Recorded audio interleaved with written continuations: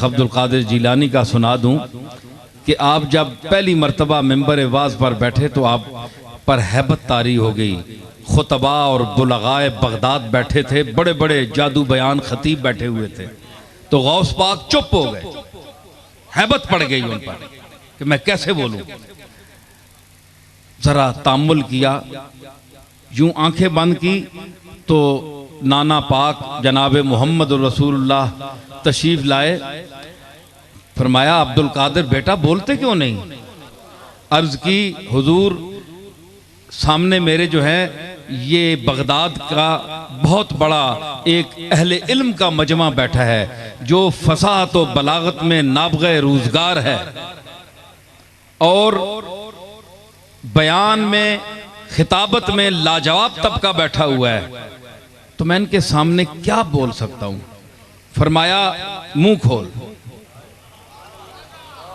मुंह खोला तो जनाब मोहम्मद रसूलुल्लाह ने 7 बार आपके मुंह मुबारक में अपना लुआबे दहन डाला। आए, फिर हजरत अली आए, आपने 6 मरतबा मुंह में थूका। फरमाया बेटा बोल।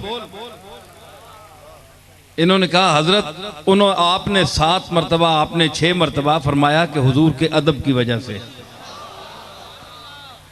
उसके बाद फिर अब्दुल कादिर बोला।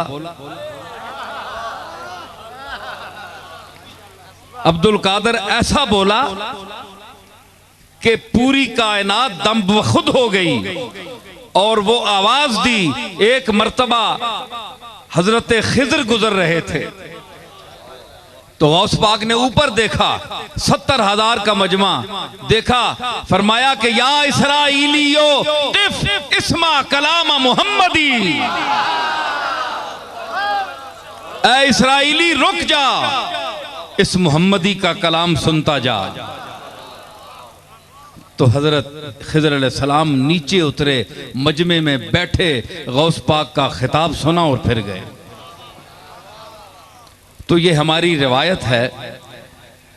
मैं अल्लाह के फाजल से मुझे हिचकिचाहट कोई महसूस नहीं हुई पहले दिन से ही, लेकिन अब भी जब भी मैं बैठता हूं, कहीं भी बैठूं, तो उसकी बारगाह में अपना दामन फैलाता हूं कि मानी और अल्फाज की खैरात अता फरमा। मैं बेबज़ात हूं, बेइल्म हूं, तू जो कुछ कहलवाना चाहता है वो उसकी तौफीक दे। अब देखिए वो क्या देता है।